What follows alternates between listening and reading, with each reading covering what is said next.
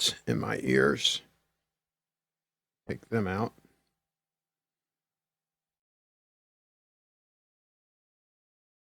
And let me go back and see if I can find the stream. This is going to be a follow-up discussion on some of the other videos and some of the comments that I've gotten recently that raise some questions. I'll put it that way, that raise some questions. All right. So, Brian is in the house. Hello, Brian. Hello.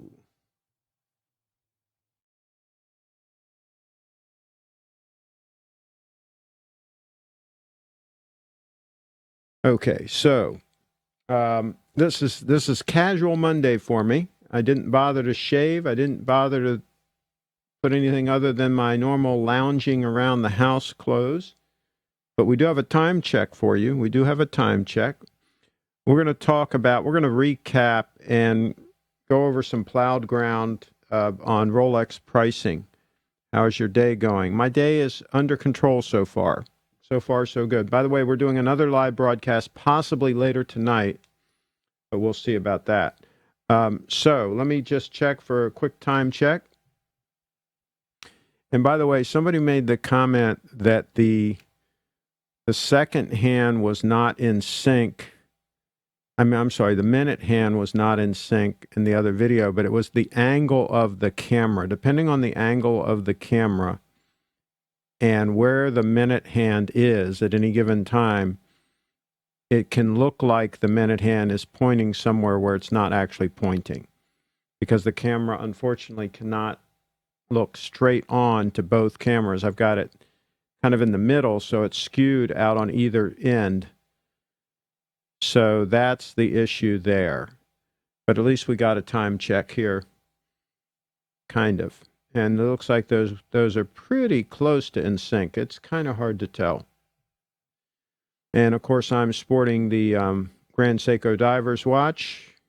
Really my favorite go-to all-around, wear-all-the-time watch, unless I need to slip it under a dress cuff. Then I got to go to the dress watch. The gold. Go for the gold right there. And, of course, my table is shrinking again. And then the snowflake is kind of like the odd man out. Why do I need the snowflake? So the snowflake's on eBay, but I doubt it will sell.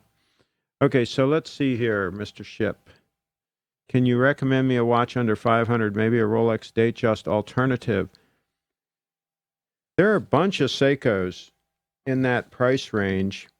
So you don't want a diver's watch. Clarify that would not be an option, because what I would recommend is the SBDC 007 Shogun, Seiko Shogun in titanium. I think if you're sharp and you keep an eye out, you can snag one for right around 500 or a little under.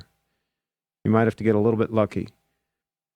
But other than that, there are those Seiko models that they call the Seiko Snowflake, sort of. It's like the Seiko version of the Grand Seiko Snowflake. I'm not sure of the exact model numbers on them, but yeah, Brian's given you a couple of model numbers there. Yeah, I mean, you can't beat those watches. In the $500 price range, Seiko has a number of really good watches that would be very hard to beat. I'm wearing my SARB 035 today, 38 millimeters, perfect. Absolutely. Let me just check that watch real quick here. If I can grab a photo of that puppy. Oh, by the way, I got to close some tabs here. I've got too many tabs open on this. This is my older laptop that I'm using here. And it doesn't like to run a whole bunch of tabs. So give me a second here, and I'm going to try to pull that one up and take a look here. And And if anybody's commenting on a particular watch, if you've got a URL you can put in the chat for a photo, then we can pull it up easily. All right, so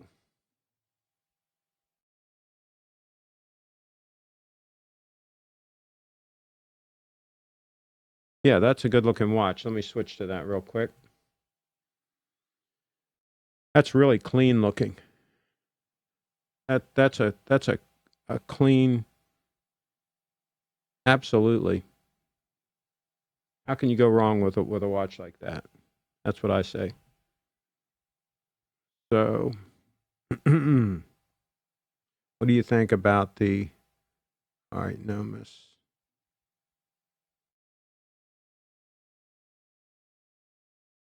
What's happening with the Batman production? We're going to talk about that in a minute. What is happening to white gold Pepsi? We're going to talk about all this pricing situation here in a minute, as I get through some of these comments.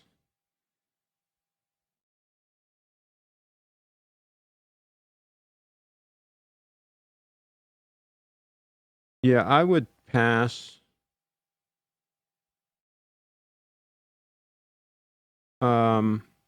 Yeah, I would pass on the Nomis Glashut, or however you pronounce it. I would take a pass on that. Okay. Let's see what else we got here. Oliva Super Seville, date chest alternative. I was able to purchase a 6-month-old Rolex no date sub 114060 back in September for $7,400 from Bob's Watches. Yeah, that's okay. That's okay. Still getting a little pricey, but $10,000 is where I say it's getting into crazy money for buying a steel Rolex. Anybody that's paying $10,000 or more, I think I would not do that. But $7,400, that's not crazy money. Seiko, Presage, the baby snowflake. There you go, $1,000. But what do they sell for used? Remember, we're going to try to get intelligent buys on some of these things. For $300, you can get the 41 millimeter. Okay, so Brian, we got to think about what's a good buy on that watch. Okay, so let's talk about prices here. I'm hearing and seeing evidence that the Rolex Bubble might be weakening. And on one of the shows, he talked about how it's not really a bubble, because if a bubble pops, the values go down to zero. That's not going to happen. The values aren't going to go down to zero. So I agree with that statement. So let's say we're just going to let some air out of the balloon, right? And that's the analogy that was used in the other show. So I think that what's happening here is we've had a bunch of people do another time check. We've had a bunch of people who have purchased more watches than they normally would intend to buy. And notice I didn't say more watches than they need. Nobody needs a bunch of watches, okay? But more watches than they normally would have intended to buy because of the price going astronomical. And so they're speculating. So a lot of relatively ordinary investors have become speculators. And that's when we start getting into trouble, where I think some people are going to get burned, because there's going to be too many watches out there that these speculators are going to try to get rid of and try to turn at some point in time. And if too many of them try to do that at the same time, just typically when a bubble deflates, if you will, let's not use the term burst, but deflates significantly, like when you have a big adjustment in the real estate market or something like that. So I think all the writing is on the wall that we're going to have a big adjustment in these steel Rolexes that have been selling for more than $10,000. I think you're going to see them come way down, significantly below $10,000. And that goes for the vast majority of them. There are going to be some outliers, that are going to stay high. But the vast majority of the people are going to get burned big time. Okay, so let's look at some more of these comments. The Seiko, Presage. Okay, I already read that one. Wearing my SBGX 259 9F quartz. OEM crocodile strap. Wow. Okay, I got to pull up a picture of that. That sounds like that's a beauty. Tell you what, I've really come around to the 9F quartz. I'm really starting to like the whole concept of that watch. The low costs of ownership. First of all, you can get a deal on them when you buy them. Second of all, there's virtually no maintenance cost. All you do is replace the battery every 3 or 4 years, which costs next to nothing. And they'll just run freaking forever. So I just pulled one up here. Very simple, very classic. The timeless luxury watches, that's appropriate because this is really a timeless watch. Absolutely. Let's take a look at that picture. Yeah. Very clean. Very elegant. I'd almost like that even without a date. What's this? Oh, that's a real small picture.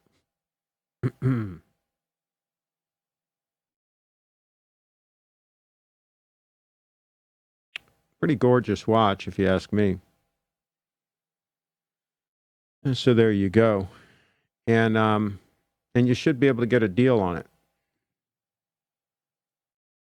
What's up, Craig? Wearing my GMT today. Which model GMT? I'm sporting the Divers. Titanium. Talk about a comfortable freaking watch. I mean, you can wear this all the time, no problem. You're not going to wear it under a dress cuff, shirt cuff. But any other time, you can be wearing this, and you're going to be rocking a comfortable watch. So let's take a look at the another time check. So what do you all think? Put in the chat. Do you feel comfortable paying more than $10,000 for a steel Rolex at this stage of the game? You think you're going to be comfortable paying more than $10,000 and still come out okay and actually make money on the deal, or are you a little bit gun shy at those prices? I'm telling you right now, I would be totally gun shy.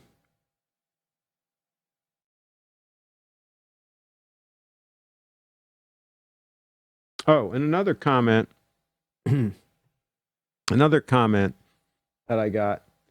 I love when you get these comments. People are obviously justifying buying a watch that they can't afford when they make comments like this. And you hear this comment a lot. It's, well, if I'm in a third world country and I'm in a bind, I can always sell my Rolex and get a ticket home. Okay, so first of all, so he just paid $11,000. Oh, that's Canadian, I guess. Pre-order for a Batman. I don't know how much that is, US dollars. So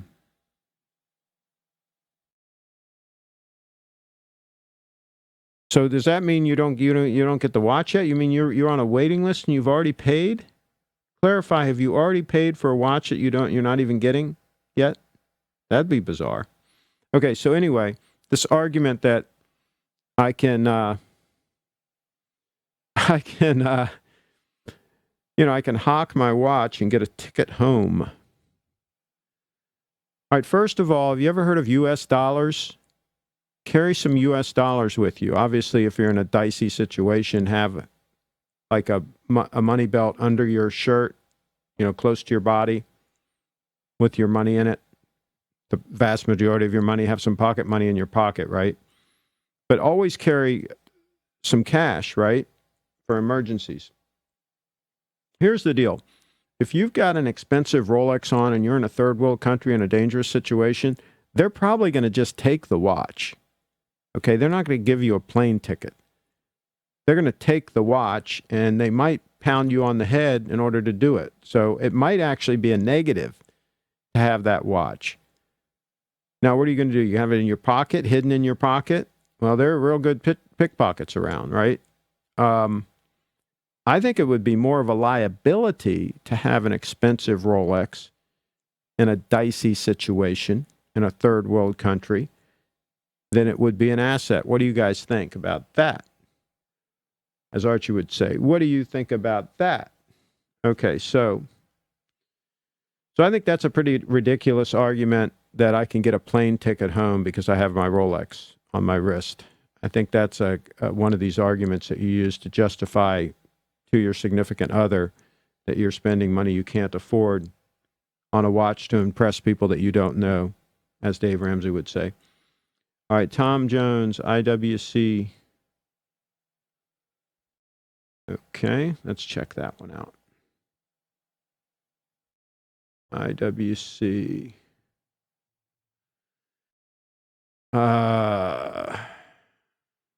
If you guys provide me with a URL in the chat, it'll be easier for me to pull these up.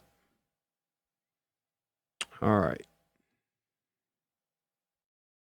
All right, let's pull this IWC up and take a look at it. Give me a second here. I'm going to sort. Try to get a big image here. Sorry to any copyright holders that I'm showing off your image, but I'm going to do it anyway. All right. Here we go. All right, so here we go. That's the Engineer. That's that model number.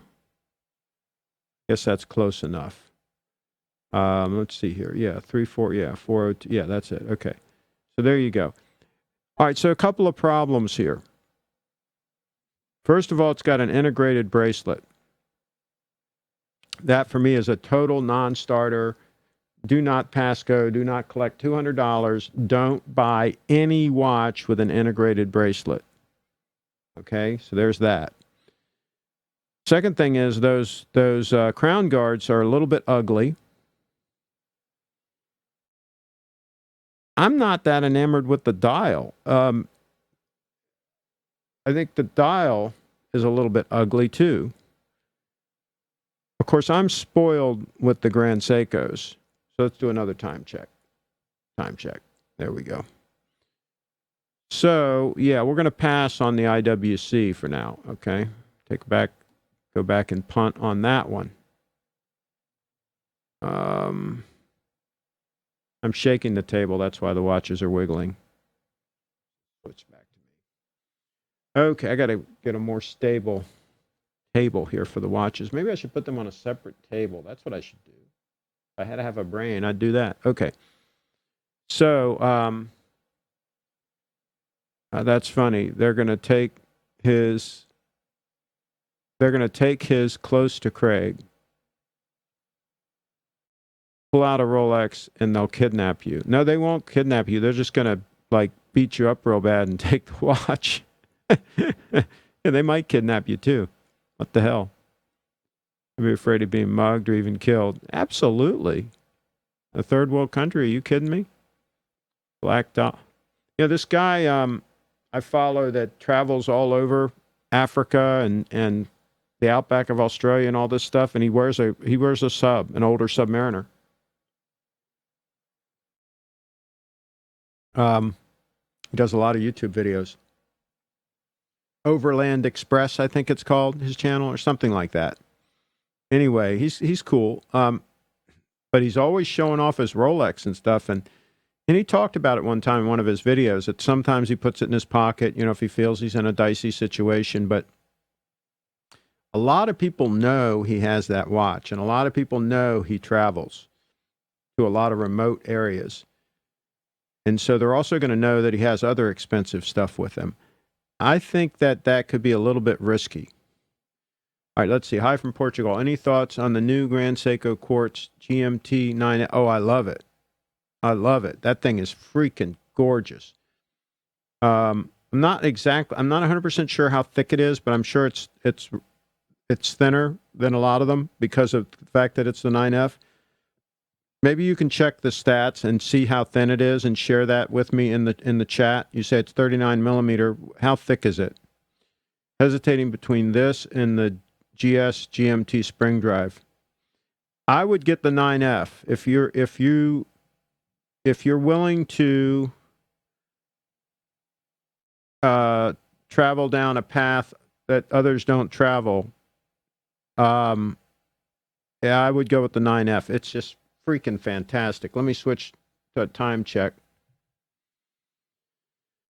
I'm getting so that I kind of like that click of the second hand and how it just like goes from one to the other and doesn't wiggle at all back and forth. You know, it doesn't like hesitate. It's like pretty freaking cool. And just knowing how accurate that damn thing is just scary. Of course, the spring drive is no joke when it comes to accuracy either. It's damn accurate. But yeah, I'm starting to like the 9F. Absolutely. Okay, so let's see here.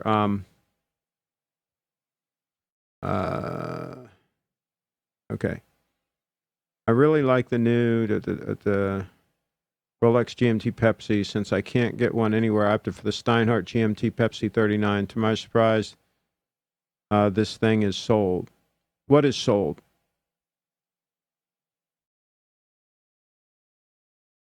What is sold? IWC looks sweet. Yeah, I would pass on it. I wouldn't buy the watch. Okay. Pawn your Rolex for a plane ticket home and hope not to get murdered for it. Please just buy a $10 Casio F91W, wear it in Afghanistan, and get a free all-inclusive trip to Gitmo. Those 43 mil IWCs are very heavy. I never had one, but know people who have. Okay. Just bring a fake sub with you. The problem is they'll probably kill you for the fake sub and then be mad when they realize that it's fake and kill you again. You imagine getting killed twice? That wouldn't be good.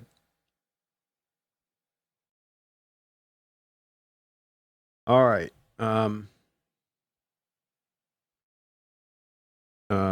Solid. Okay. So you're talking about the Steinhardt GMT.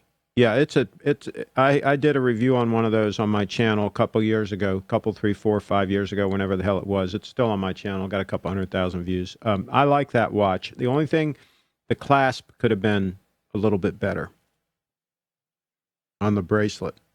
I wonder if they've improved that. But yeah, I wore it for a while, just testing it. I was wearing it in the SBDC 007. SKX 007, less likely to get robbed. Still use it for a cab ride.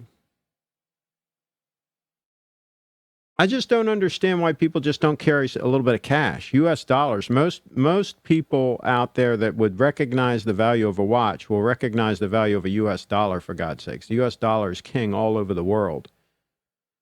How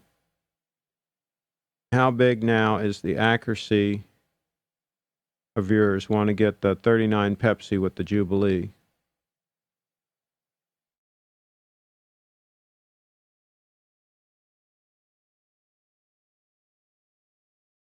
So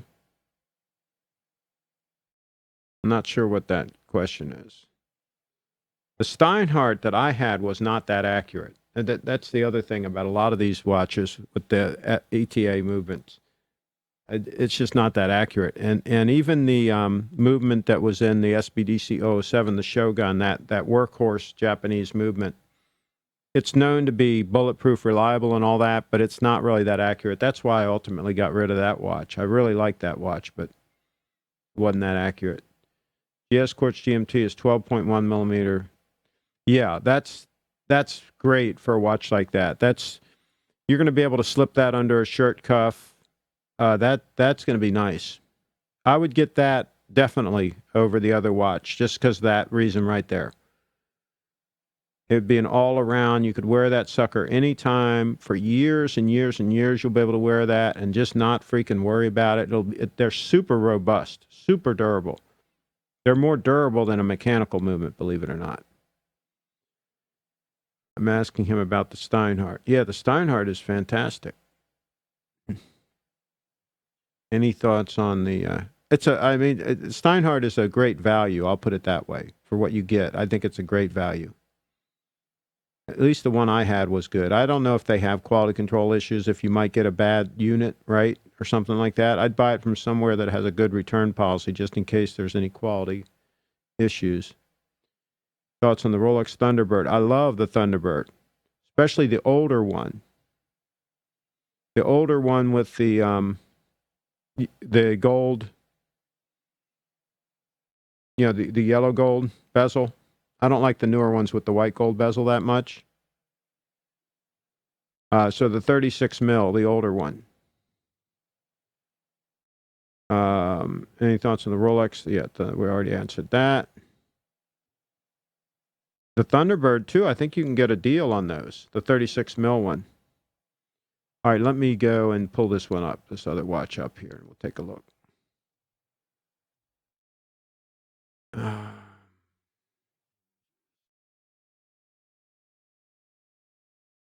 Okay. So just so these folks know, this is that beautiful, look at the beautiful dial on this puppy. That is freaking stunning. Absolutely, positively stunning. So there you go.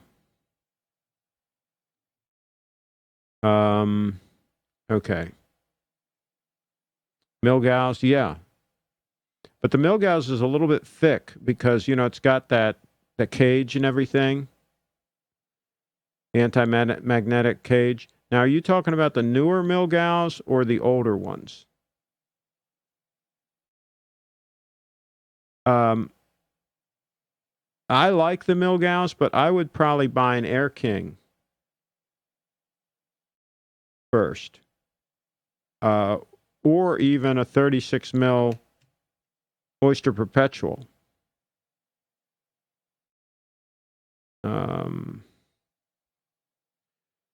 Okay, I travel wearing a Star Classic 40. No. Past 3 years, it has gained 4 seconds. Past 3 days, it has gained 4 seconds. Yeah, that's not bad.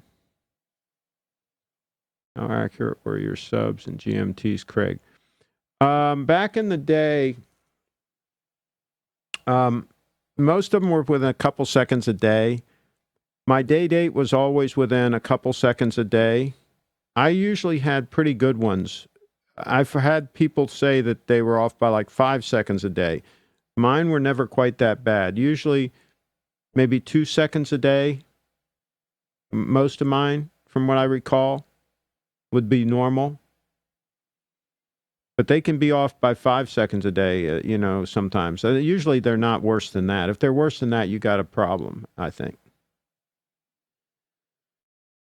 I got one from 86. You're saying that was a 1986 model, the gold bezel? If you couldn't buy Rex or GS, what would you go for? Give me a budget. How much are you looking to spend? I like the Milgauss. I know a lot hate it because it's different. Yeah, but there's a lot of other watches that are different too. The Milgauss is okay. Yes, the new Air King. I like the new Air King. I saw one not too long ago, and I definitely like the new Air King. Can somebody check and see if the Air King is thinner than the Milgauss, or if they're exactly the same? I've heard they have the exact same case and everything. I think the older Milgausses had the like iron around the movement, to make them anti-magnetic, but I don't think the newer ones have that. Can somebody confirm that, when that transition happened? and share that information in the chat? Because I'm not 100% sure. I'm not a watch expert by any means. I just use watches, right? I wear them and use them. Have you seen Bark and Jack's newest video on the Rolex Bubble?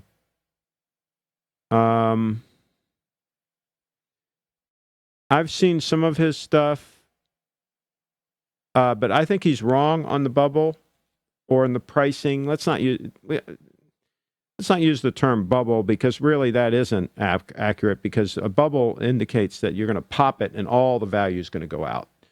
So I don't think that's what's going to happen, but I think there's going to be a big adjustment downward in the price, and he does not agree with that. He thinks it's pretty much going to go on. Of course, he's got a lot of money invested in watches, it would seem, that are in the safety deposit box. So he has a dog in the hunt. But I think that's dangerous business to be tying up a lot of money in these steel Rolexes at these kinds of prices, because I think it's going to be a comeuppance. It's going to be a problem for some people. 1986 gold bezel, 3,600 USD. So you're talking about the turnograph? Is that what you're talking about with the yellow gold bezel? 1986. You don't happen to have a link that you can share with a photo, do you? It really helps if we could share photos so people could see what some of you all are talking about. Same case. Okay, but what about do you know when they transitioned from the case that had the iron around the movement to what they're doing now? When did they make that change? Because I know the Milgauss, they stopped making it a couple times and brought it back, and it's got kind of a strange history. The difference of the new Air King. I know that between the Air King and the Milgauss, I think the bracelet's a little different. Cheaper, the Air King's cheaper. 2,500 max budget, want modern, not vintage. 2,500. How modern? So you wouldn't go for a 36 mil date just? Because I think that's 36 mil date just money if you're sharp and you negotiate. I saw one not too long ago, a pretty decent one for $2,200. That's what you call buying at the bottom of the market. I mean, you get a date just in good shape for $2,200, $2,500-ish. That's what you call buying safe. That's not going to go much lower. I don't care what happens in the market. You're probably going to get your money out of that puppy. And again, I don't recommend investing in watches. I don't recommend buying a watch that you have to worry about the value of it, because that, to me, tells me you can't afford it. If you have to buy a watch and then the next week or 2 weeks later or a month later you're worried about what it's worth, to me that tells me you shouldn't have bought the watch in the first place, because a watch should be expendable cash. It should be extra money that you're spending that you're not going to miss. If you're going to miss that money, then it's probably not a wise purchase. Craig, have you checked out the Tudor Black Bay 58? I really like the size 39, 10, 11. Yeah, I would totally pass on any Tudors, period. For the kind of money you're going to spend for those, I think you can get an actual Rolex. It would be used, of course, but I think you can get a Rolex, and I know you can get a really nice Grand Seiko, which would be a much better watch than any Tudor. Invest in real estate, folks. No safe queens. Almost bought the 58. Prefer the Oris 65 bronze. I'll have to look closer at the Oris watches next time I'm over at Little Treasury Jewelers. Steve, my buddy over at Little Treasury Jewelers, they're a dealer for Oris. Although if you want a deal on an Oris, talk to Steve. He'll give you a deal. Have you ever had a Tudor before, Craig? We used to look at them occasionally back in the day when we were buying Rolexes, but we absolutely said, no, we're not going the Tudor route, period. It was a more affordable thing, and it didn't have the name. And right now, I think they're being hyped a lot by a lot of people, but I think that's going to die down, and I think they're going to fade back to where they were before, to where they're just kind of like a non-starter. And I just wouldn't even consider one, because I think if you buy smart, you can buy a Rolex for the same money.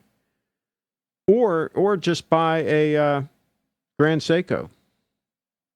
Let's take a time check here. Let me see if I can stop that table from wiggling. Oh, well, it'll stop here in a second. It'll make you guys seasick looking at those watches wiggling back and forth. Let it settle down here a second so we can kind of tell what time it is. Now, if you look right now, because of the camera angle, and trust me, it's the camera angle that's doing this, the minute hands don't look like they're in sync. You notice on the Grand Seiko, it looks like it's coming up on 27 minutes after the hour, and the other one is right at 26, and it's not. It looks like it's not in sync with where it should be. Well, that is the camera angle. That's not the actual time that's on the watch. It's because of the angle of the camera. So, one time, there was one show where I did have it set wrong, I think. Well, maybe I didn't. Maybe I just thought I had it set wrong because of the camera angle. Now that I think about it, I would probably fooled myself. Okay. Best value out there, Orson sent. Yeah, I wouldn't buy any of the no-name watches. I would buy a Rolex or a Grand Seiko, period. You're getting the best. As far as affordable watches go, as far as luxury watches go, I'll put it that way, and watches that you can wear every day and not worry about, you got Rolex from the Swiss, and you got Grand Seiko. And those are, I think, the two best options. I don't think you have to look any further than that. I think it's a stretch to look further than that. And I think, like, if you go to Omega or you go to Breitling or any of these other watches, I don't see a reason to. I don't see a reason to. It's like, my God, you can get a fantastic watch if you just buy a Rolex and be done with it. And everybody knows what it is, and you can always sell it, and you know, if you have to, and all that good. All those arguments are true, right? Or you can spend even a little less money and buy a Grand Seiko and get an even better watch and wear it forever. And if you're going to wear it forever, you don't have to worry about resale value. And if you bought it cheap in the first place because you bought it from somebody who took it on the chin and did lose money, I have a subscriber that just got a really good buy on an almost brand new Grand Seiko spring drive, the entry-level spring drive. I think it lists for $3,800, and I think he paid like less than $2,500 for it or something. He got a really good buy. Those buys are out there, and you get a buy like that, you got a fantastic watch for a hell of a deal. There's nothing wrong with that. All right, let's go back here. Let's see what we got on here. New in-house move. I don't care. I wouldn't buy a Tudor. I wouldn't pass go. Just skip the whole deal. So Mariner has a 40 millimeter by 47 case. Okay. Okay. Can GS be had for sub 2,500? Yes. Yes, there's some pretty good ones out there on eBay. And sometimes you're going to have to make an offer. You know, they might have it in for 3,200 or something and offer them 2,500 and just hold firm. But yeah, I think you can get some you can absolutely get some of the 9F quartz ones. Hell of a deal. But some people don't want the 9F quartz. But I'll tell you what, the more I research that watch, of course I bought the dress watch because I don't want to have to fool with starting it up every time I want to put it on my wrist, right? I want it just running. I really like that watch. Love the snowflake. Okay. Rolex, GS, or go home? Absolutely. Why buy anything else? Try to give me a valid argument for buying anything else, and I don't think your argument's going to hold. Okay, looks like we're live again. I don't know what in the heck happened. So this is the second time this Video Pro has screwed up on me like this, just out of the blue, just stopped. I don't know if it's my Comcast fluttering or what's going on, but it looks like we got a good solid 4791 kilobits per second, 1080p going on right now. Broadcast for an hour and a half yesterday, and we didn't have this problem. So we're back. All right, so let me see what we've got here. Damn, the stream is messed up. What a pity. Oh, yeah, it's absolute pity. I refreshed the screen, still no feed. It keeps going back to love the snowflake. Hi, Craig. I was out busy with things. Give me a minute. Okay, that's me, sure. Why, God? It's the only live feed I'm staying up for. Oh, jeez. Okay, sorry about that. It's so about the Explorer model, clean, classy. Absolutely the Explorer model. I think the 36 mil Explorer, I'm actually thinking about buying one, and I don't even need a watch. That's how cool those are. I mean, I have no freaking need for it. That or a turnograph. I'm thinking about buying one of those turnographs, and I don't even freaking need one. That's how cool those watches are. Let's do a time check here, folks, because we did have a glitch in the system. So let's do a quick time check. So again, you can see because of the angle of view, it looks like the minute hands are out of sync on the two watches, but they actually are not. They're actually in a perfect sync. It's just because of the angle of the camera. And you can see the fine little scratches on the gold watch. That's fine. It just gives it character. It makes it look great. On wrist, it looks fantastic. I'll tell you what, I think you all are all underestimating. We had this discussion in another show, the gold. I think you should rethink the whole gold thing, because I've seen some real deals on 36 mil gold date justs. Some of them have like a leather strap band on them. They don't have the original bracelet or something, so you can get a deal on them. Those are pretty classy. What do you all think about an 18 karat gold date just, or an Oyster Perpetual without the date, 36 mil in 18 karat gold, and just wear it and not baby it. Just wear it. And if it gets a little ding on it, that's fine. Gold watches, when they get little dings and things on them, they look even cooler. There's nothing cooler than like a really beat up day date. If you ever see like a really like heavily used day date, they really look cool. They look super freaking cool. Whereas you take like a steel watch and get it all dinged up and everything, it just looks like a dinged up steel watch, right? You get a gold watch and get it kind of dinged up and beaten around a little bit, it looks really freaking cool. What do you all think about that? Chime in. What do you think? Am I crazy? Wear a gold watch and just beat the hell out of it. What do you think about all that? Let's go back to me. It's all about me. Okay. All right, let's see what they say here. 1 or 2. What do you mean by 1 or 2? What I was saying about Tudor is that it's a great watch for wearing every day without worrying about banging the thing. The first time I scratched here on my Batman. Okay, so here's the thing on that. Here's the thing. It's like the little old lady. See the furniture I have behind me? The little old lady would buy those white couches and stuff, and with the plastic covers on them. And she'd have the plastic covers on them for 60 years or 70 years. The whole time she owned them, she had them covered with plastic and never used them, right? Just sat on the plastic. And then she dies or whatever, and somebody gets it and takes the plastic off, and, they can enjoy it, right?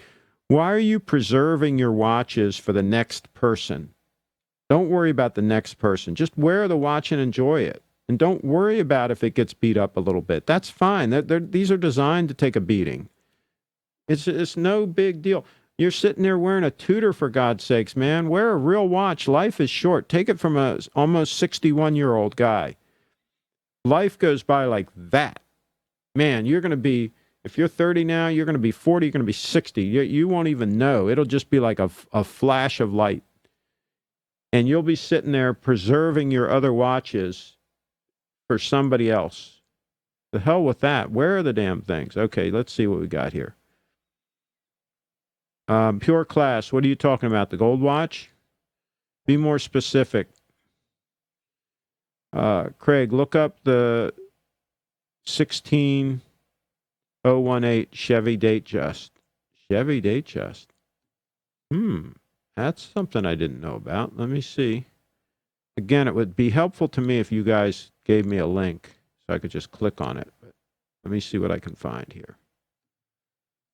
Kind of awkward for me to copy this out of here. It's just screwing up on me. All right, let's see what I can get here. I've never heard of that.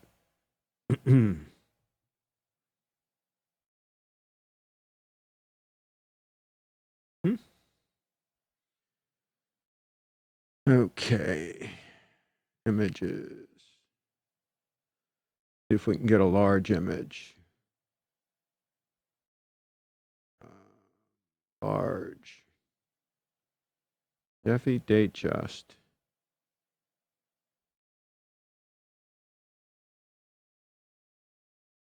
I'm not sure what that is. Rolex Datejust, they're showing them with diamonds. They're showing them gold. Let's see here. Chevrolet Award. So they got diamonds on them. Yeah, I'm not a big fan. And this one's got the hidden clasp bracelet. I'm not showing you. Let me show you. Okay, so I'm not a fan of the diamonds, and that dial doesn't do a lot for me. So no, I'd probably be just oh, that's a ladies, I guess. I'd probably pass on that whole deal there. So there's that. They're a little bit gaudy, ugly looking. Other than that, yeah, they're fine. Okay. I would say, let's see here. Where are we at?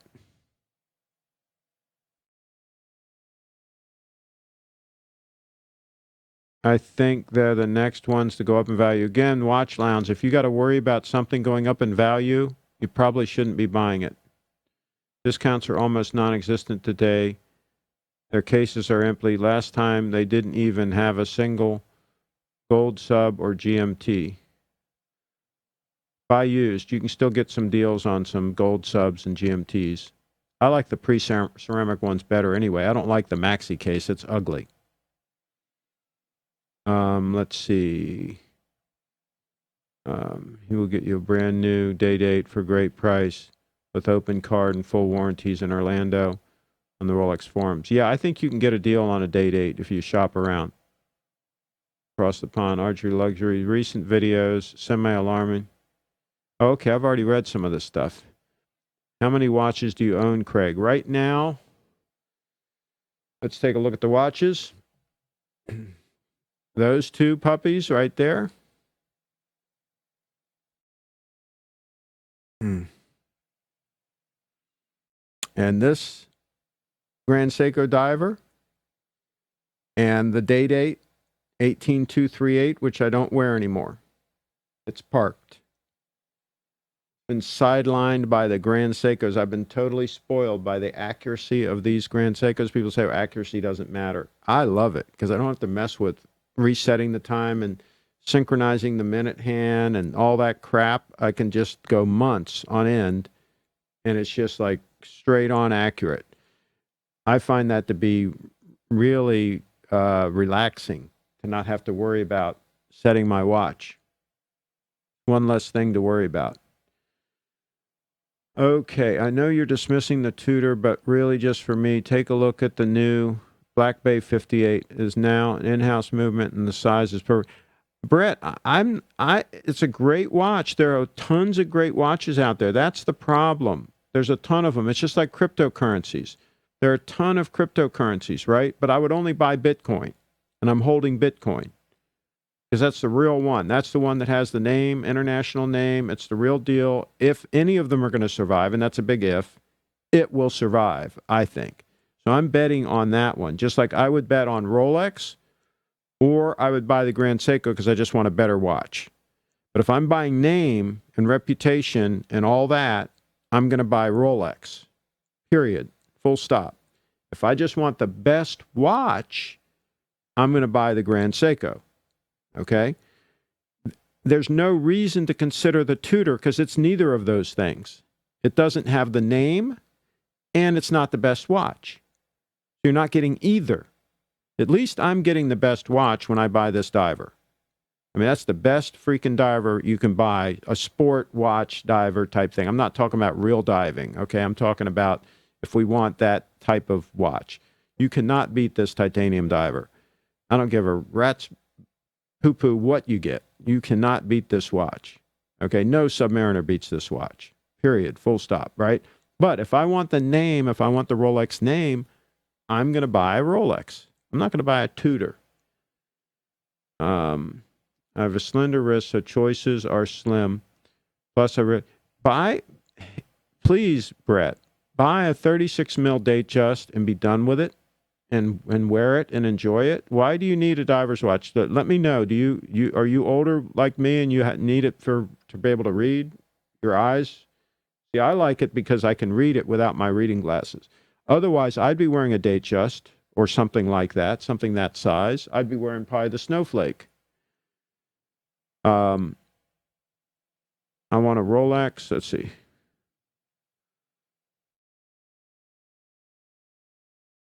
They still sell 36 mil ones, Brett. You don't have to feed into this big watch thing, especially if you have smaller wrists. You don't need to feed into this stuff. There was a guy at the Little Treasure event, and I've got a video clip in one of my clips. You saw the camera in the deep sea Rolex. He had it on his wrist. He had a tiny wrist, and that watch was like a monster on his wrist. I mean, it looked terrible. I couldn't tell him that. Of course, I didn't say, hey, the watch looks ridiculous on your wrist, right? But he was so proud of that watch, and it's like 17 mils, thick. I mean, it's huge, right?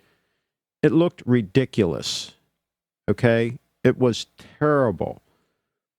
I would never even consider that for somebody with his wrist size. Actually, nobody really should wear that watch. It's insane to wear a 17 millimeter thick watch. This is 14 mils, and this is the thickest I would ever buy. I wouldn't buy anything any thicker than this. And the way the case is cupped on this, it actually looks like it's not as thick. See, it doesn't. It looks more like a 12 mil or 12 and a half mil on wrist. But that Cameron, it was sitting up. I mean, it was freaking huge on his wrist. Maybe I'll pull up the video and show you guys if you think you think I'm exaggerating. Give me a minute. I'm going to go through these comments and I'll show you the damn video. Your thoughts on German watches? I wouldn't. I pass on them. Chevy logo on the dial, given to top Chevy dealers. Okay, yeah, but I didn't like the looks of those. YouTube and set. Thanks. I have 40 and love it.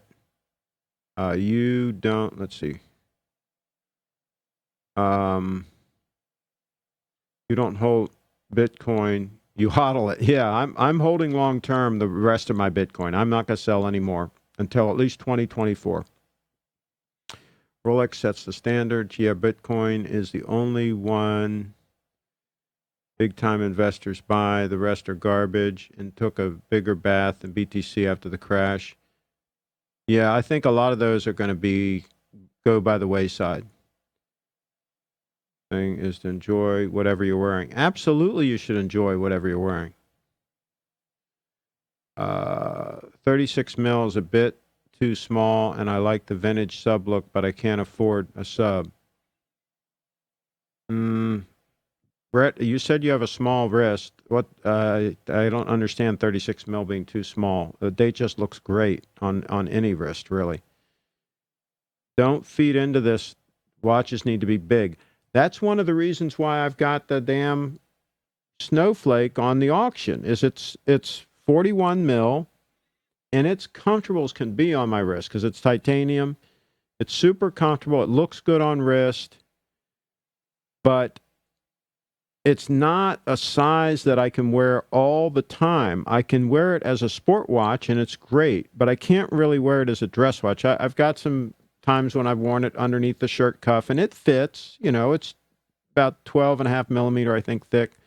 It fits, but it's a little bit snug, and it kind of fills out the shirt cuff enough to where it's like, that's why I bought the dress watch. That's like 10 mils thick, and it's a 35 mil case, right?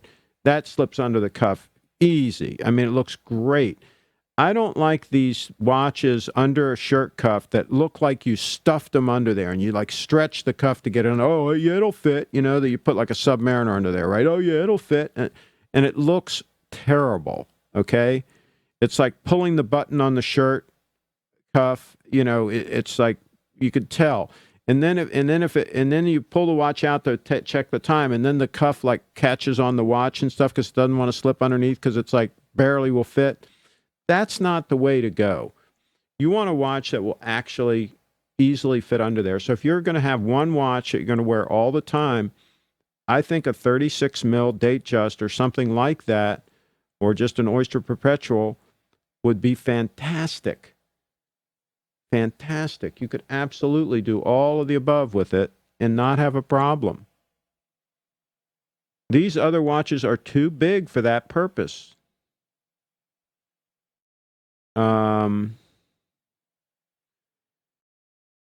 Okay, let's see what else we get here. Okay. The last Datejust is the 116238. It was discontinued but can be found unworn for $22K. Yeah, I'm not going to spend that much for a Datejust. I would buy a Date 8 for that. I have a small wrist too, and I have a Datejust, but use a bezel for timing everything constantly. I so want your GS, but my wrist is 6 3/4. I think you've asked that question before. 6 3/4. It'd be close. I would try one on. The titanium really, and see the lugs are short on this, and so it really does taper on, you know, almost straight down onto your wrist. So my guess is you could pull it off, but you say you want to time things. You want the bezel. You know, you can get a turnograph, a 36 mil Datejust turnograph. It has the rotating bezel, and you can buy that. You know, not cheap, but you can get a good buy on those. Look at the older 36 mil turnographs and see if that pops your clutch.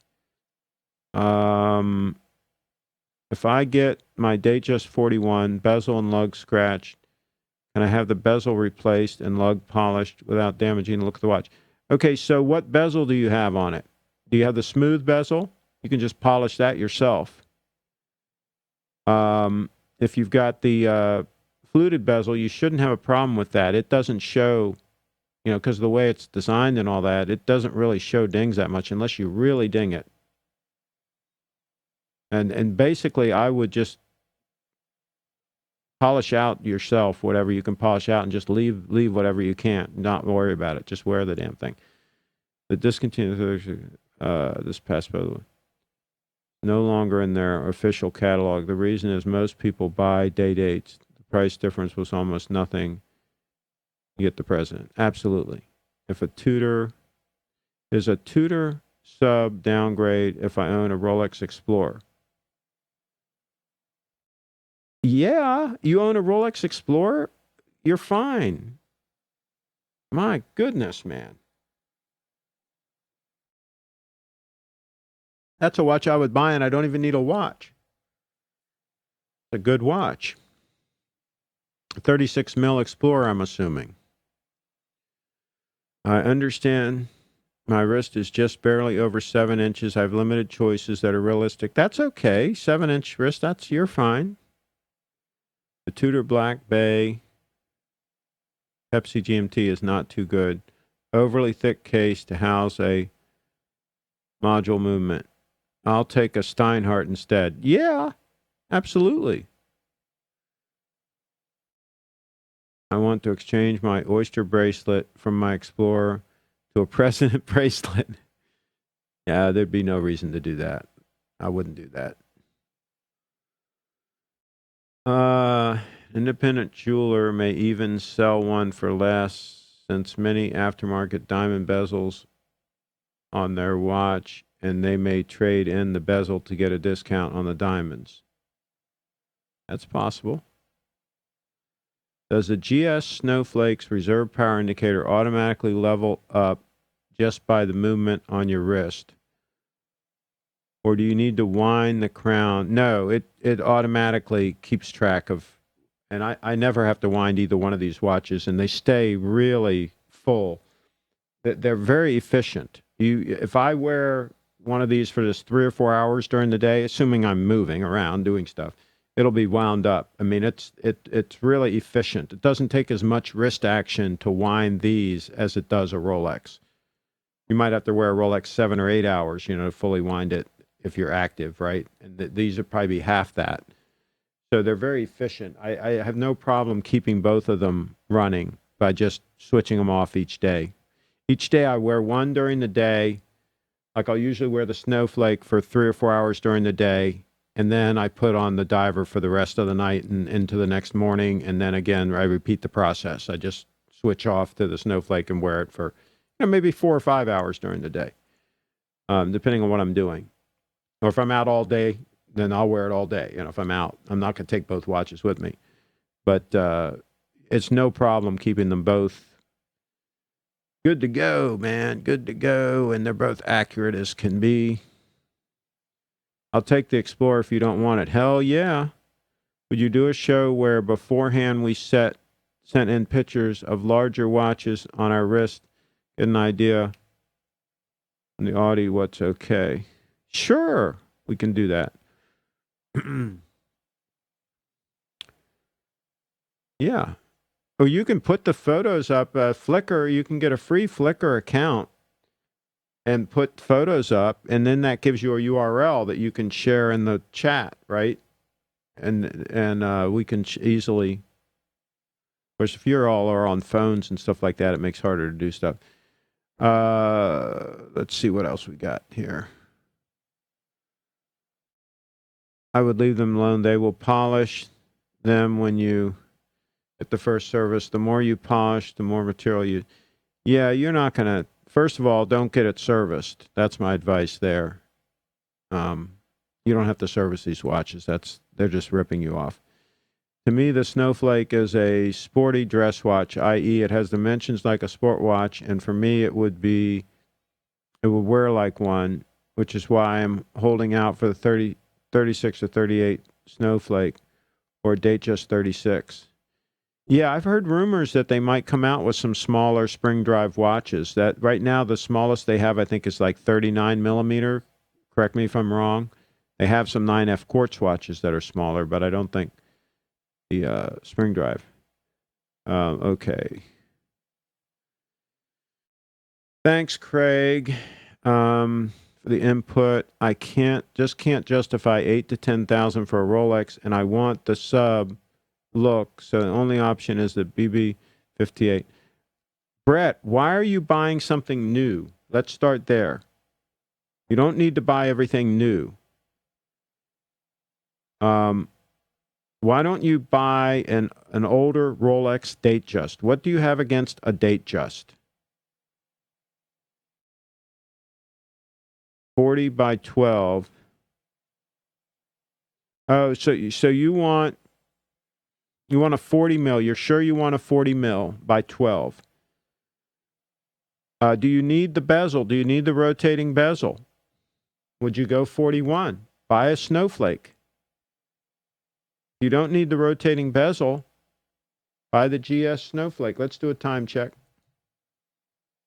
Time check. That really wears smaller because of the way the lugs are designed and everything. It wears smaller than a 41. It wears more like a 39. And they do have the base model spring drive is a 39 mil, and it's about 12.3 millimeters thick or 12.1 or something like that. And my buddy just got a hell of a deal on one for like $2,500. Pretty much brand new. That's a hell of a deal if you ask me. All right, let's switch back to me. Okay, here we go. Cape Cod cloths can take away light scratches. You have to be careful. Yeah, absolutely.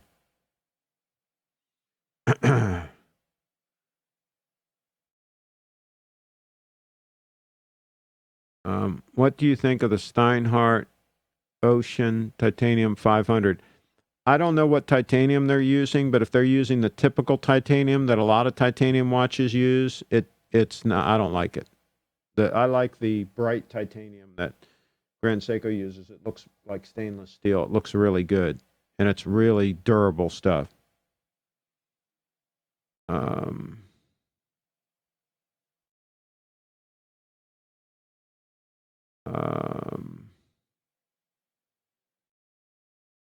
Favorite tutor and don't look back. Yeah, if you got to get a tutor, get it, but I wouldn't recommend it.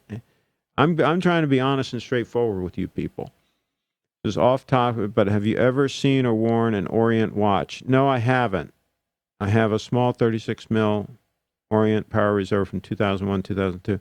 No, I haven't, but I've heard some of them are really good watches. But again, if I would go Grand Seiko. If I was going to go that direction, I'd go Grand Seiko.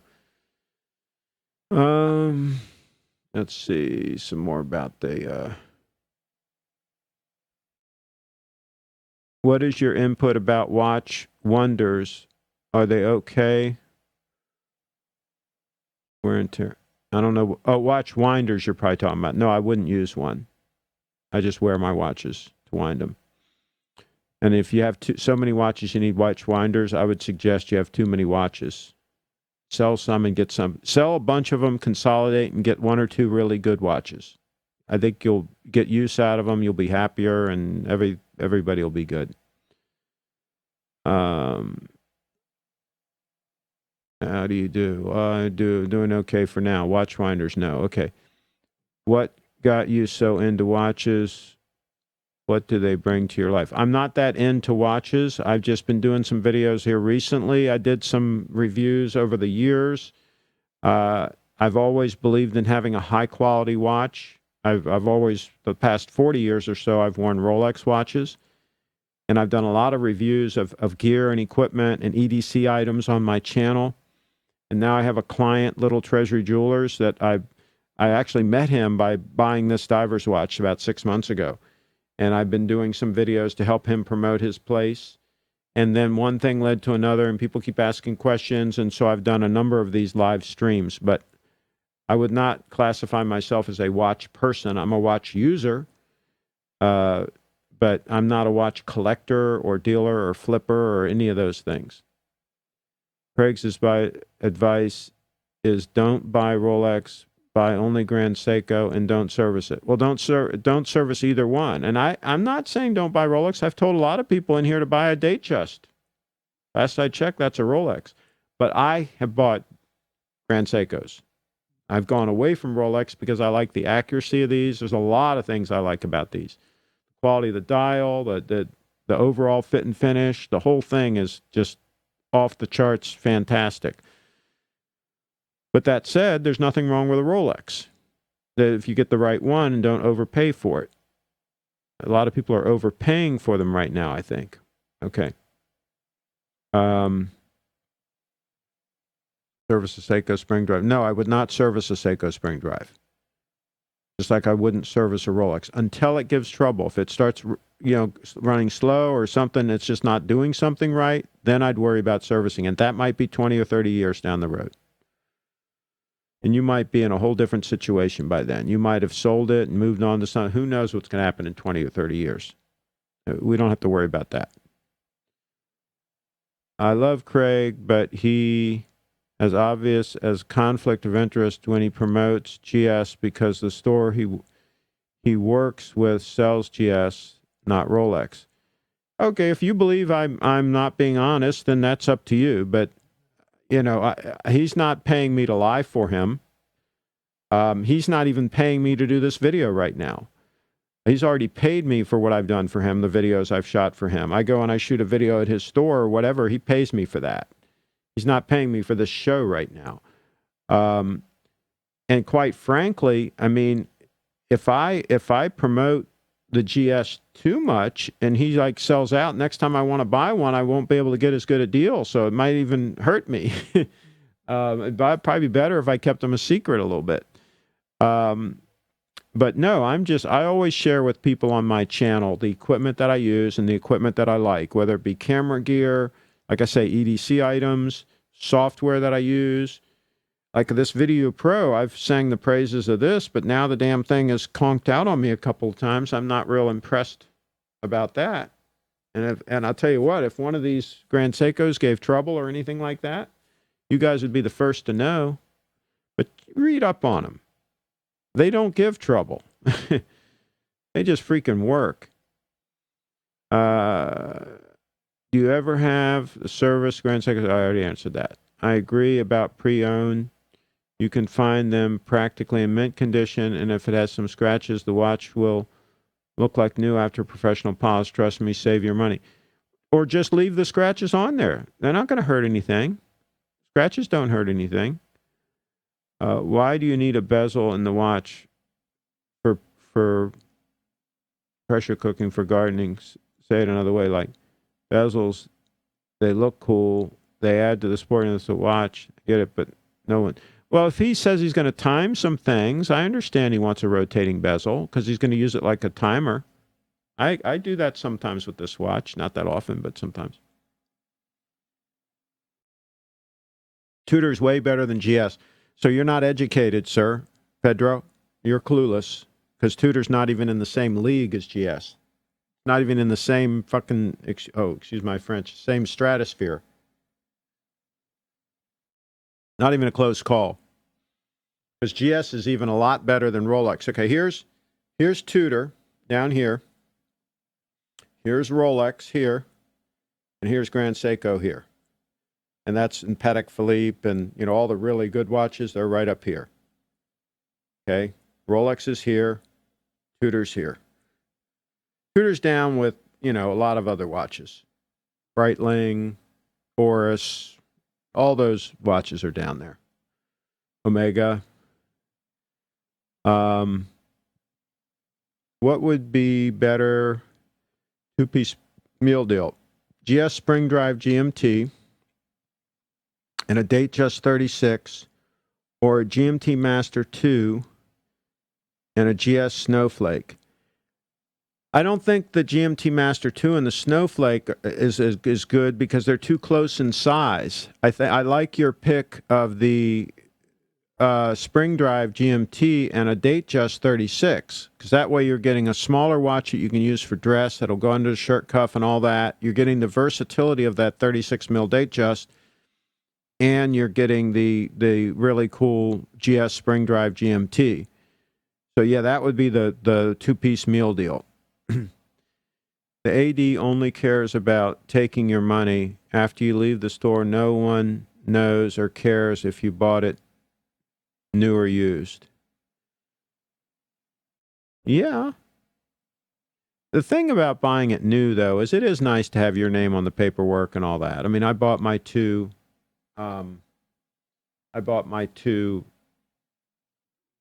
Spring Drives new and all the box and papers. Now, I did buy the gold one used. We'll take a look at that in a minute here. There is no addition. There is no addiction. Is just one more. Crazy to exchange my oyster bracelet for a president bracelet. Yes. That is almost impossible, my friend. There are so many awesome references, both vintage and new. Not sure what that means. Famous last words. Some of you guys are seriously crazy. My watch is full of scratches. It was made in 2001, so yeah, it's got scratches. Well, if you don't want scratches, buy something this is harder stuff. This titanium that Grand Seiko uses is really tough stuff. I have almost no scratches on this. I have some scratches on the down here because this is stainless steel. This clasp is stainless steel. All the rest of the bracelet and the watch is all the hardened titanium, and it's tough stuff. It holds up pretty good, but it'll still get a scratch, but it holds up pretty damn good. I time things all the time. Love it. Prefer bi-directional and countdown like on my Sin 104. Okay. Come on, you're saying GS is better than Rolex, and I'm not the one who is it. Yes, it's better. Do some research, guy. Pedro, don't, this channel does not respect stupidity, okay? All right? I'm sorry about that. But we don't, we're not a warm and fuzzy channel that's going to take a troll comment and say, oh, it's all good, whatever, man. Hey, live and let live and all this crap, right? No, we're going to call it the way it is. Grand Seiko is a much higher quality product, much more hand construction and hand finishing, much more attention to detail. Rolex is a machine-made, high-quality watch. I'm not saying it's not. It's a high-quality, machine-made, mass-produced watch. And it's got a great name because they spend a ton of money promoting and maintaining that name. But it's not a Grand Seiko. It's not on the level of Grand Seiko. Do some research, watch some videos, how they make them. Go to my channel. Go to the link that I have for Grand Seiko that I put with a lot of my videos. It's CraigShipp.com/Grand Seiko. And read up and educate yourself, because you're making a stupid comment if you try to say that Rolex is at the same quality level as Grand Seiko. It's not even a close call. Okay, let's see what else we got here.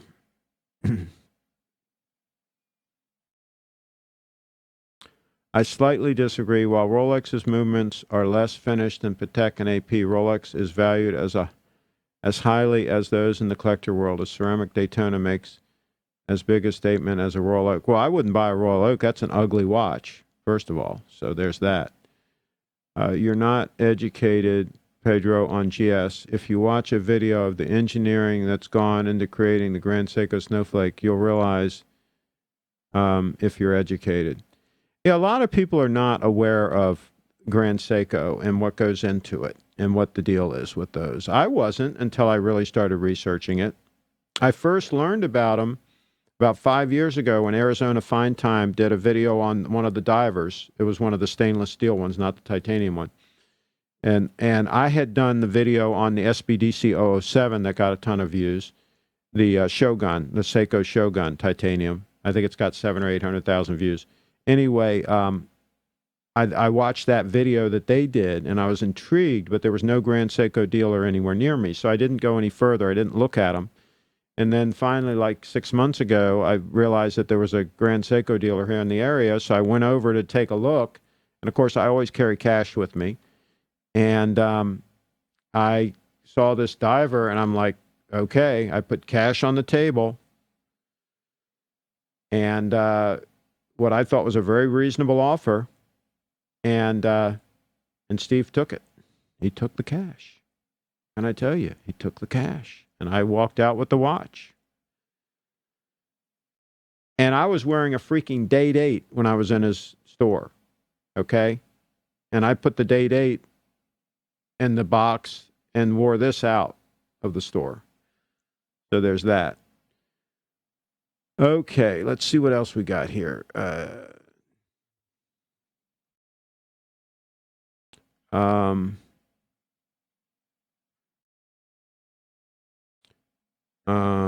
Let's see here. Okay, let's see here. Tudor is like Invicta. It's not GS. Yeah, I think you're right about that. Omega, Breitling, other brands. Okay. Tudor is Ace of Spades of Rolex. Yeah, I would pass on Tudor altogether. Just let that one go. GS Spring Drive is better than Rolex. Rolex more collectible. Yeah. Spring Drive is just amazing. It's an amazing development, and I mean, it's just freaking amazing. That's all there's to it. I slightly disagree. Okay, so I'm just trying to catch up to make sure I didn't miss anything. Hardened stainless steel is best if you don't want scratches. Stainless steel only gets so hard. I mean, that's the problem with it. It doesn't. That's why you have some knives that have like Damascus steel and stuff, that different kinds of steel on the blade, because you can only get stainless to be so hard. I will give to Rolex is that they offer a wider variety of smaller mechanical watches than GS. Yeah, that's the advantage. If you want to buy like a kind of pretty thin watch, some of the Rolexes are thinner, like the Oyster Perpetual without the date, right? That one's only like, I think, 12 millimeters thick. So that's an advantage for some of those models. Absolutely. But if you want really thin, then go with the 9F Grand Seiko quartz. Then you can get really thin, even thinner still.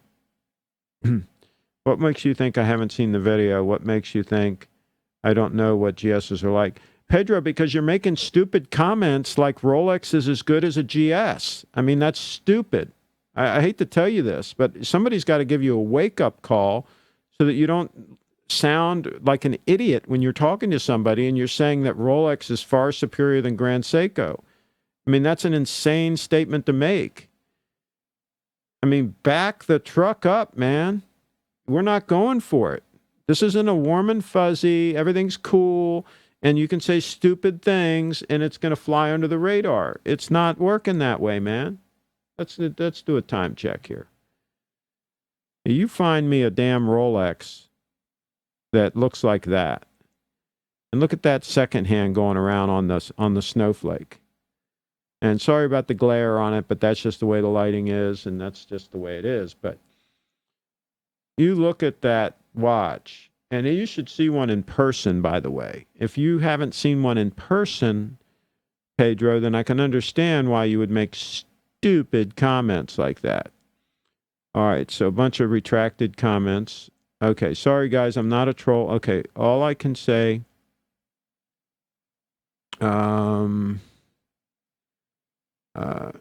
have you seen macro shots of GS and Rolex side by side? GS is better quality, and I own a Rolex.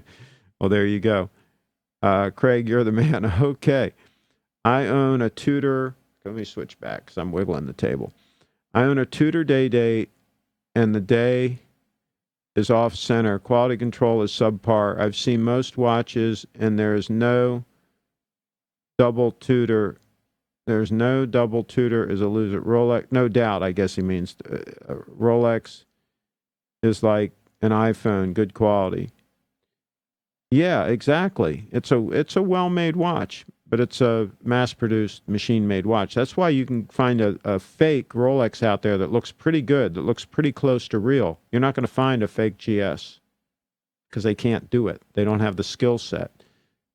They just cannot do it. They can't build a watch to that level. And I can call you crazy for saying Tudor is better than Grand Seiko. It's like saying that an Audi hatchback is superior to a high-end Lexus because Audi is European. Yeah, Lexus is fantastic. Yeah, Lexus kicks butt on any of the Mercedes or BMWs or any of those. Sorry, guys, I'm not a troll. A guy who sits in his chair and comes and speaks to the world that GS is better than Rolex. That's a troll. Oh, Pedro.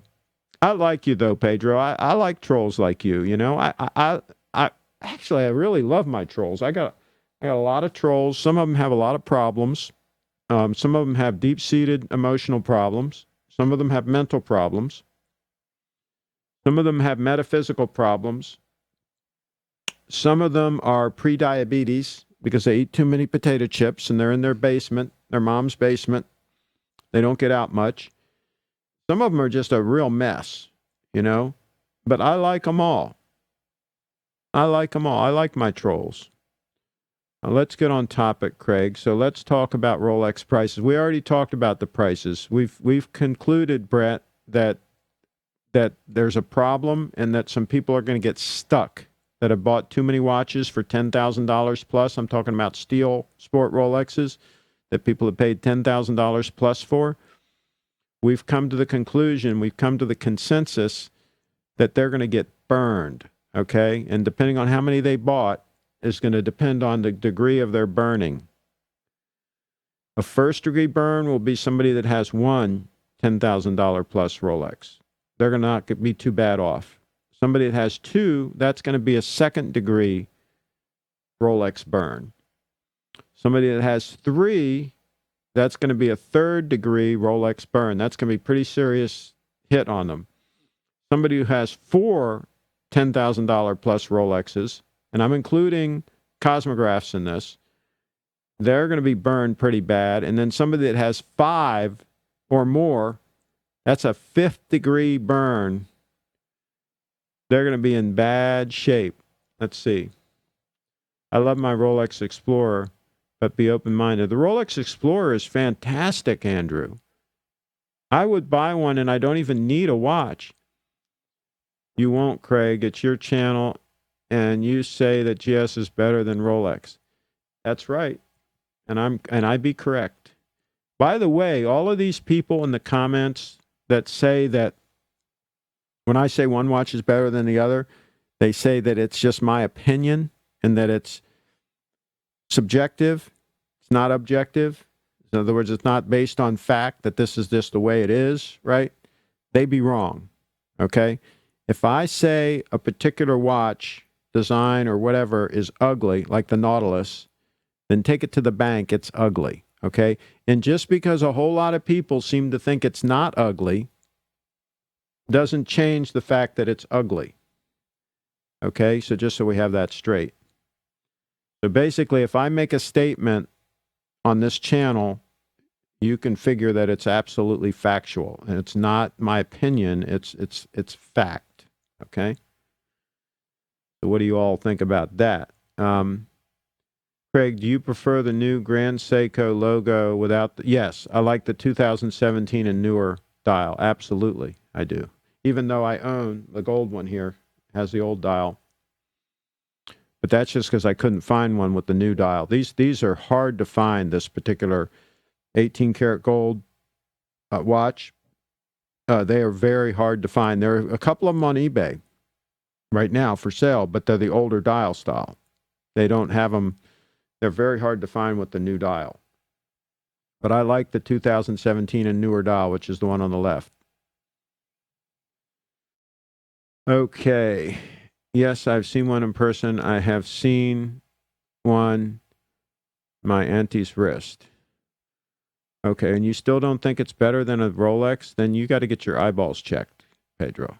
Pedro, I love you, man, but you just got some issues, all right? BMWs are still BMWs. Yeah, they're high maintenance.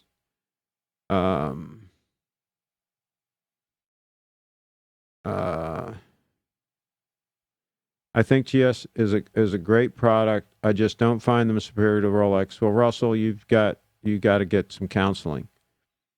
First of all, Mercedes is not the same level as BMW anymore. I wouldn't buy either one. Buy a Lexus, man. You get a better car. The fake Rolex will never have real, let's do the movements, 70-hour power reserve. Well, Rolex is just now getting the 70-hour power reserve, and some of their watches don't even have it. That's how far behind they are.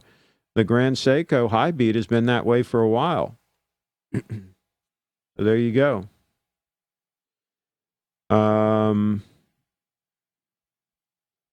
They also do not have platinum in the bezel numbers. Okay. Nowadays, Mercedes are pretty much Renault. I know more about cars than you do, Pedro.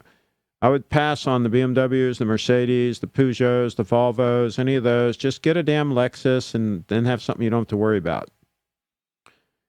Come on, guys. Get with the program. Don't buy crap. Don't buy junk. Jeez. Would buy a snowflake, just wish it were a tad smaller. Yeah, I agree. I've sold 40,000 in profits in Rolex the past 2 years.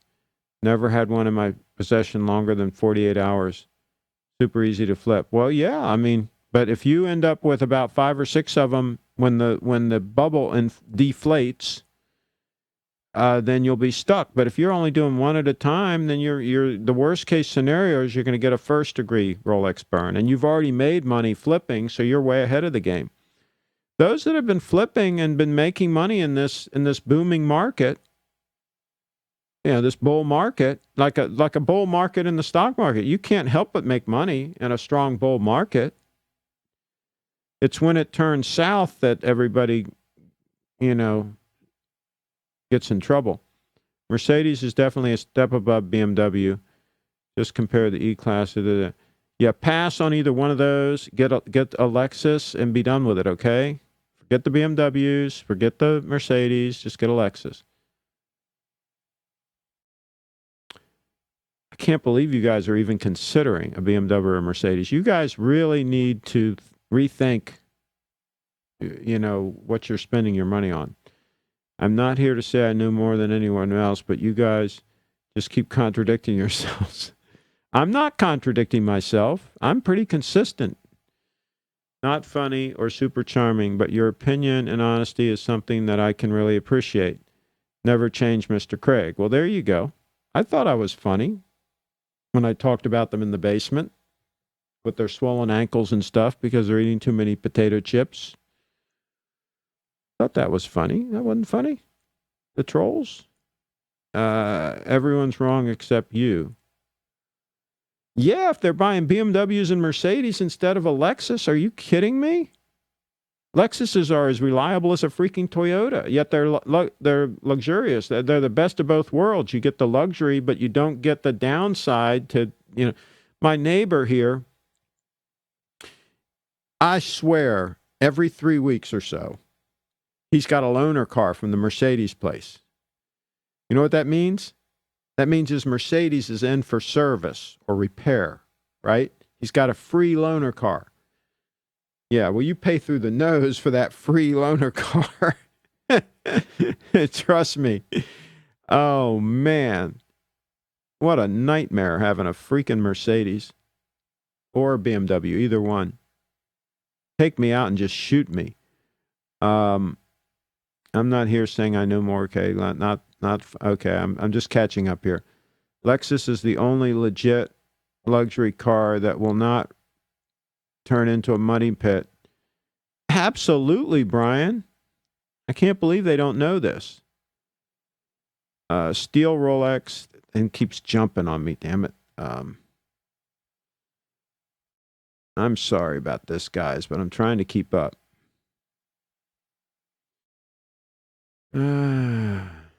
You guys must be joking. They must do different Lexus in the U.S. than they do here in Europe. Here in Europe, Toyotas are better than Lexus. Well, I think Toyotas are better, period. Yeah, but if you want the luxury, go for the Lexus. It's still going to be a lot more reliable than a Mercedes or BMW. But yeah, it's got more to go wrong and all than a Toyota. I think a Toyota is bulletproof. Doesn't matter what's better, GS or Rolex. I like both. Absolutely. The Nautilus, the Nautilus is a skip on that. Skip the Nautilus. I wasn't considering your advice on a gold Rolex for influential reasons, but it does. But does it have to be on a bracelet? Yeah, I like bracelets, but I own a dress watch that's on a leather strap. So yeah, I would consider buying like a 36 Datejust 18 karat gold and have it on a strap. I think that'd be cool. I think it'd be cool.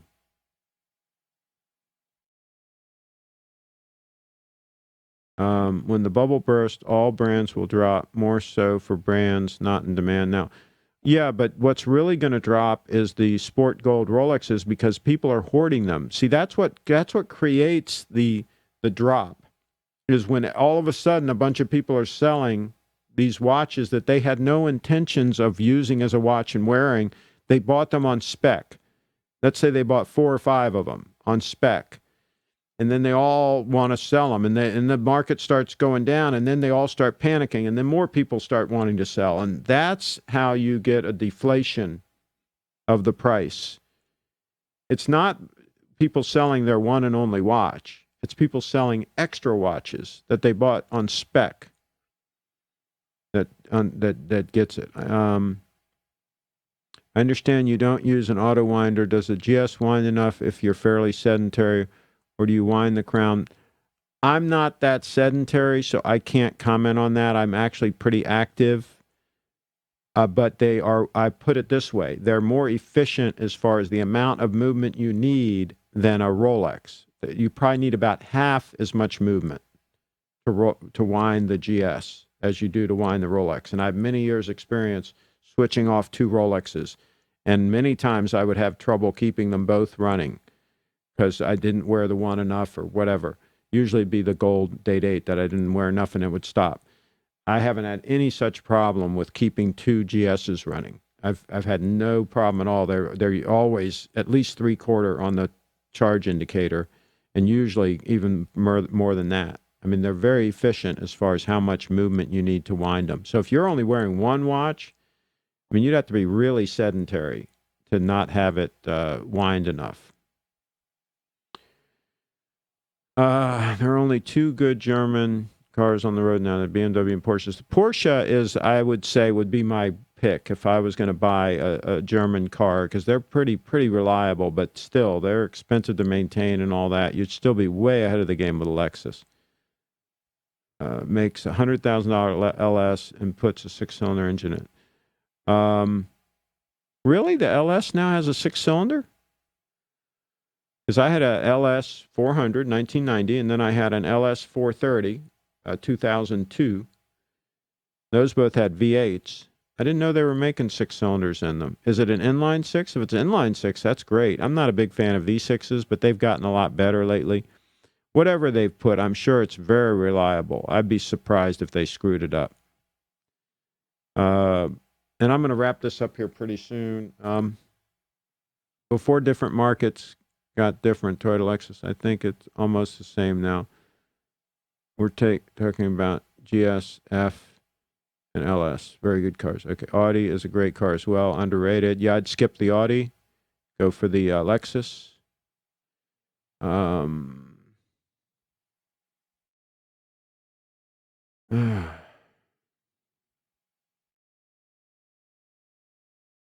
Oh, let's see. Buy a Toyota Prius and take the savings, buy my watches. That's what I drive. I drive a Prius.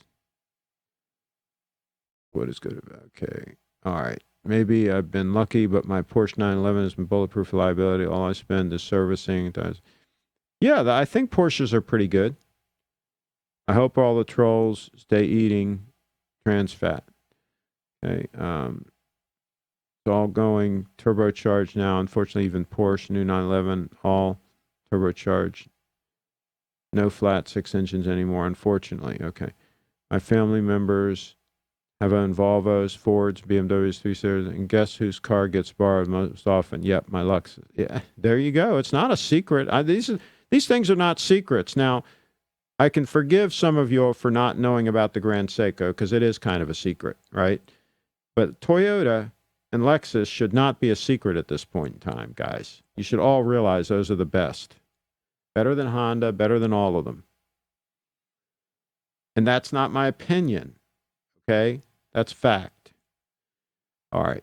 So now that we got that squared away, I'm always driving in a solid gold sub. There you go. Now we're talking. A gold sub. Yeah. Ford is going to stop making almost all their cars and sticking with trucks and SUVs.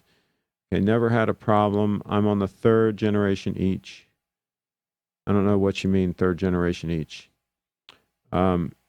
Savage Turkey Volt. Yeah, Pedro. This is a shame. I like instant response from NA engines.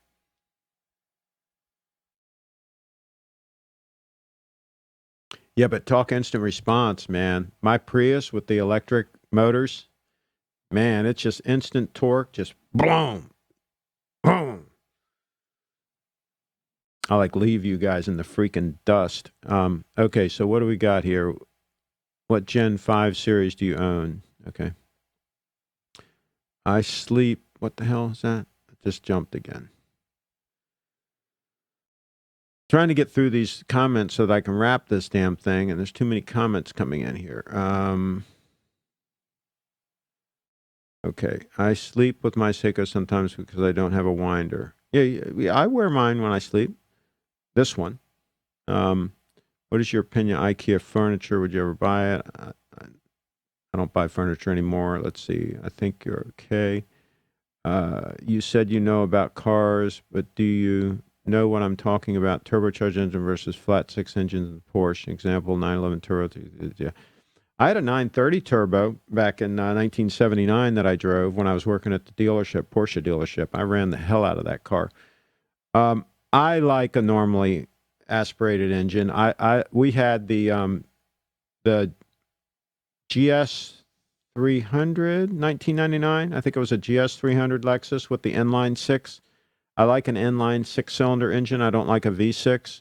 And yes, I would rather it not be turbocharged if I had my choice. But again, I'm not concerned with Lexus screwing that up. If they put a turbo on it, they probably did a good job. But these days, you know, you go with the hybrid, you get that torque of those electric motors. You get the best of both worlds. You get efficiency and you get, wow, look at that, a $5 chat. Look at that. Wow. That stopped me in my tracks. Anyway, with a hybrid, some of these hybrids, you get that acceleration off the line because of the torque of those electric motors, yet you get the super high efficiency of a engine that's tuned for efficiency. The new LS has a 6-cylinder in it. Okay, we already got it. Hi, Craig. Came across the pond. Hi, Craig, from across the pond. Archie Luxury, Captain Ahab of Ponzi, Watch Buying, Mania, latest videos, freaking long. This looks like I'm repeating.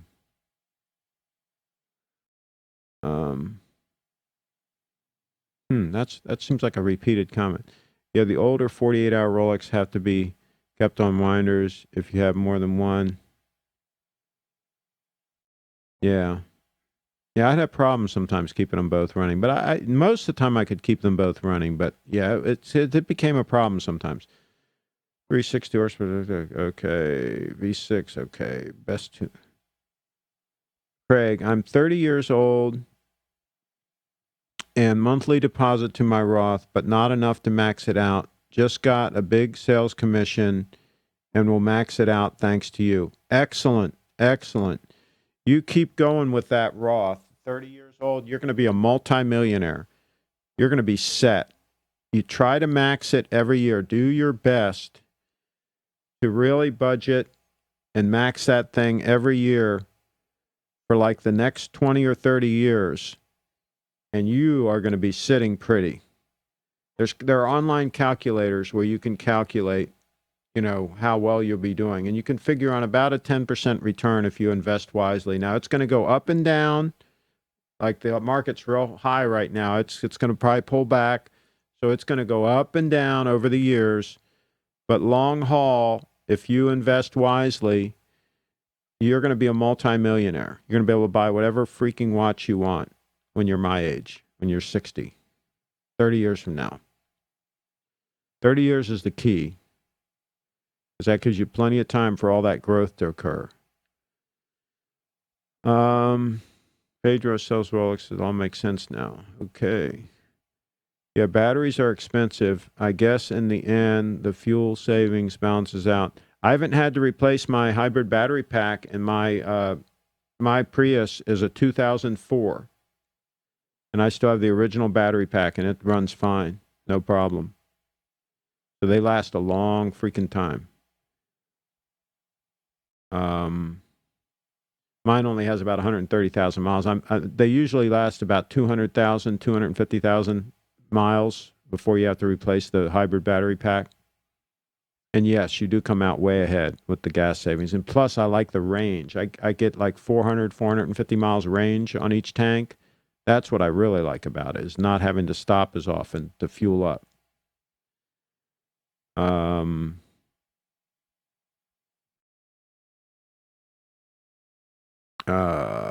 Let's see. Everyone commented a lot, so Craig can't finish it. I'm trying my best. Roth IRA withdrawals and retirement also do not show as income for the purposes on calc. Well, now that's interesting too, Russell. That's interesting. I know that all the growth is tax-free. That's the real key on them. Of course, the money you're putting in is already taxed. It's after-taxed money. But all the growth, and that's the key for somebody his age, he's going to have a lot of growth, and that's all going to be tax-free. It's a really cool thing, I think. Glad I did it. I've been doing it for years. I'm glad I did it. Okay. We'll never...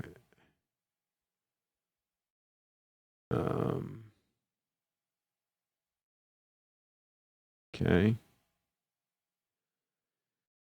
At one point, will the Rolex bubble burst?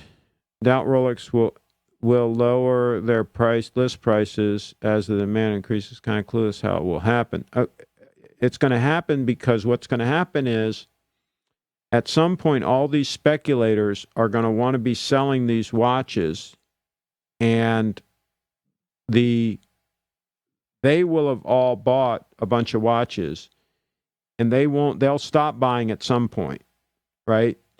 And then the ADs will probably be able to keep up with demand, because the reason they can't keep up with demand right now is all these speculators buying watches they don't really need.